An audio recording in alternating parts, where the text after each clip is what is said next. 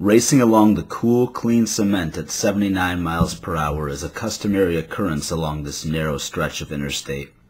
9 miles per hour over the speed limit is an unwritten rule for just enough to go unpunished by law enforcement, albeit not enough to go unpunished by the laws of physics. 9 you're fine, 10 you're mine, don't push your luck. Such axioms are lost on the victims in a miasma of mud, smoke, and rain that surround their bodies after the ear-splitting collision. Such clever rhyming rules of thumb sometimes fail to account for such variables as inclement conditions of slickened highway. Only moments earlier both passengers were helplessly intoxicated by the adrenaline which fear pumped relentlessly through their bloodstreams.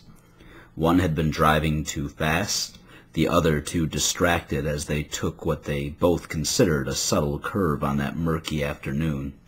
The westbound vehicle lost its grip on the saturated road, crossing over the dashed yellow center line and careening into the eastbound driver's door, a driver who may have sped up, slowed down, or swerved had he not taken that moment to check something on his cell phone. It will only take a moment after all. Several moments later, as the pouring rain continues to weep on the totaled metallic corpses, few unnatural sounds could be heard. No other cars along this two-lane stretch of lonely highway in this instant. Nothing but hissing and rumbling of retired engines chugging slowly to a halt, a gentle hiss from each motor's dying breath, stifled by the road's deflection of the relentless spring rain. After a long pause, both dying metallic corpses give birth to unexpected life.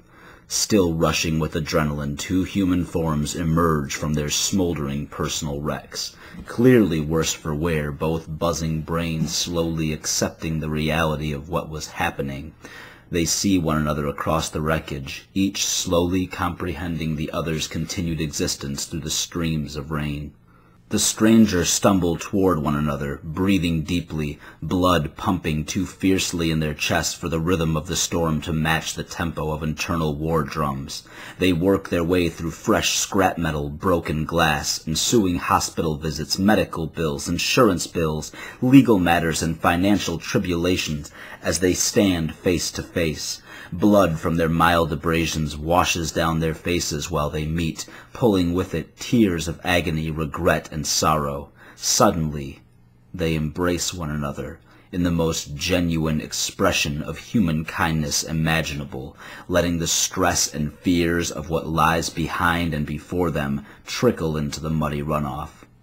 They hold one another through torn and saturated clothing, only raindrops pattering to break the silence as these men, who have never met before, refuse to blame, to rant, or strike with violence, and to merely celebrate that they are still alive, when only moments ago no such good fortune was guaranteed.